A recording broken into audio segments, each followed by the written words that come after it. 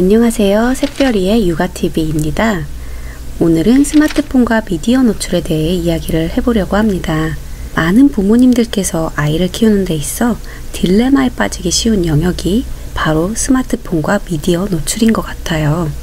사실 현대사회에서 아이에게 완벽하게 스마트폰과 미디어를 끊으세요 라고 하는 것은 거의 불가능에 가깝지 않을까 싶습니다. 저 또한 아이를 키우는 입장에서 이 정도는 보여줘도 괜찮지 않을까 유혹에 빠지기도 합니다. 당연히 전문가로서는 스마트폰과 미디어 노출을 삼가세요 라고 말씀드려야겠지만 아이를 키우는 입장에서는 현실적으로 쉽지가 않습니다. 그래서 저는 조율점을 찾는 것이 더 중요하다 이렇게 말씀을 드리고 싶습니다. 원론적으로 스마트폰과 미디어는 왜 해로운 걸까요? 스마트폰과 미디어의 가장 무서운 특징은 일방향이기 때문입니다. 우리는 세상을 살아갈 때 쌍방향적인 소통을 통해서 이 세상을 이해하고요. 아이들도 쌍방향 소통을 통해서 인지, 정서, 언어 발달 등 전반적인 발달이 이루어지게 됩니다. 그런데 스마트폰 같은 경우에는 나의 의견이 상대방에게 전달이 되거나 같이 소통을 할 수 있는 구조가 아니고요. 영상에서 보여주는 그대로를 받아들이는 정도의 수준이기 때문에 올바른 발달적 지식을 배워가는데 제약이 많습니다. 실제 연구 자료를 살펴보면 스마트폰과 영상의 노출이 전두엽의 활동을 저해한다고 밝혔는데요. 스마트폰이나 미디어를 볼 때는 시각적 정보를 담당하는 후두엽만 자극이 된다고 합니다. 원래는 후두엽에서 받은 자극을 전두엽으로 전달해야 이성적이고 인지적인 사고 능력이 발달이 되는데 스마트폰과 미디어의 강한 자극은 전두엽으로 정보가 갈 틈이 없어서 후두엽에서 모든 자극을 처리해버린다고 합니다. 즉, 시각적 자극을 처리하는 후두엽만 활성화되니까 전반적인 뇌는 불균형을 초래할 수밖에 없게 됩니다.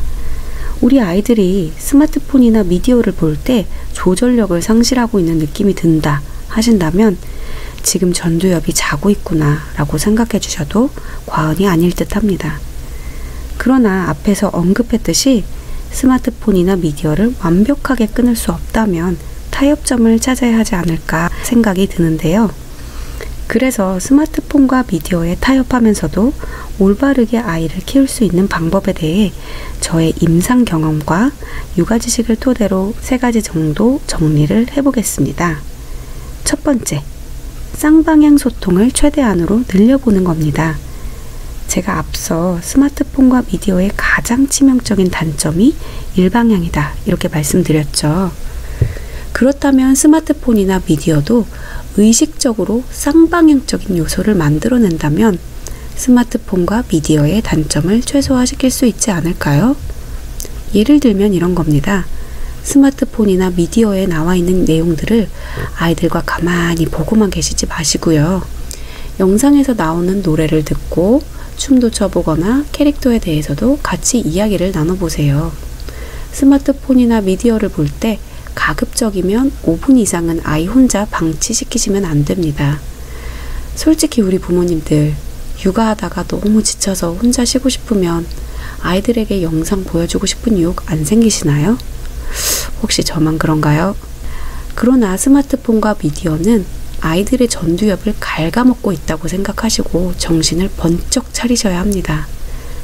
아이들과 계속해서 소통할 수 있는 방법을 찾아주셔야 됩니다.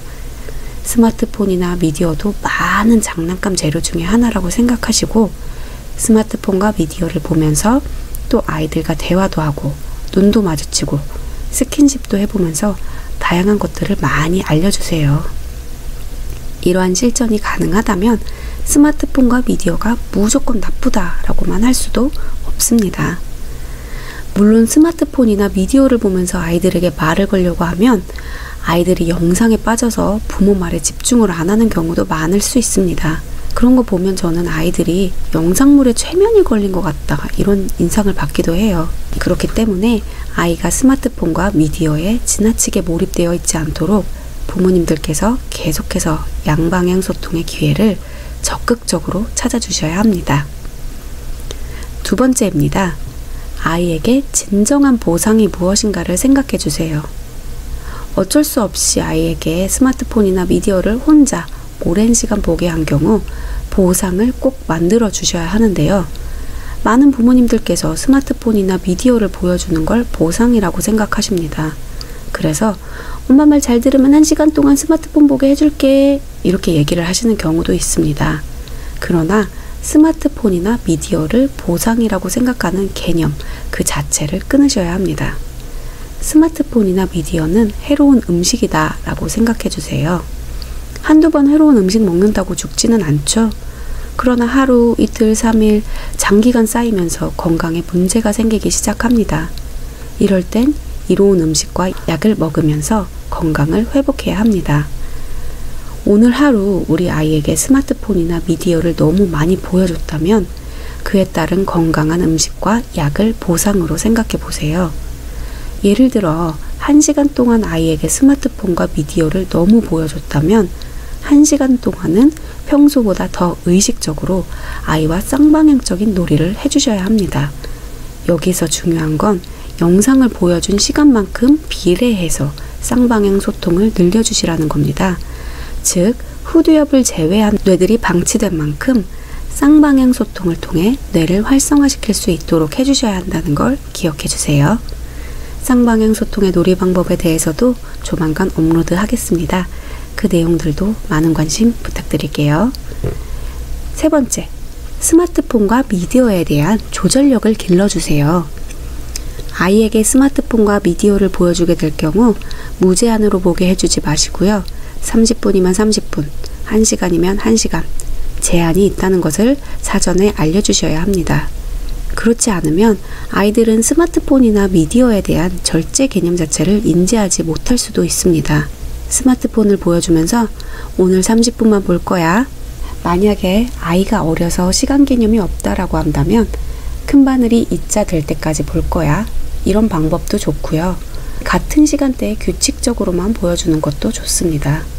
확실한 것은 스마트폰이나 미디어는 내가 원할 때 언제든지 무제한으로 볼 수 있는 것이 아니라 어느 정도 시간이 되면 스탑 해야 한다는 걸 꼭 인식시켜 주셔야 합니다.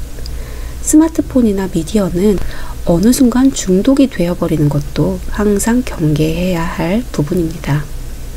아이들이 중독 수준에 높이 올라가게 되면 스마트폰이나 미디어를 끊었을 때 금단 현상을 보이기도 하고요. 어느 순간 중단시켰을 때 굉장히 분노를 표출하는 모습을 보이기도 합니다. 전두엽의 기능이 방치되었기 때문이겠죠. 그러나 스마트폰과 미디어도 조절해야 한다는 사실을 인지시키고 학습시키신다면 후두엽에서 전두엽으로 정보가 빠르게 전환될 수 있는 능력이 생기면서 조절력을 향상시킬 수 있습니다. 많은 부모님들께서 아이들에게 스마트폰과 미디어를 허용해 준 뒤 오늘 내가 아이들에게 너무 못해줬어 라고 죄책감과 우울감을 느끼시는 경우가 많은 것 같습니다. 그러나 스마트폰과 미디어는 완벽하게 끊지 못하는 환경도 분명히 있습니다. 물론 저의 말에 합리화시켜서 아이에게 스마트폰과 미디어 노출을 늘리시는 것은 절대 안 됩니다. 그럼 이 영상은 안 본 것만 못하게 되거든요.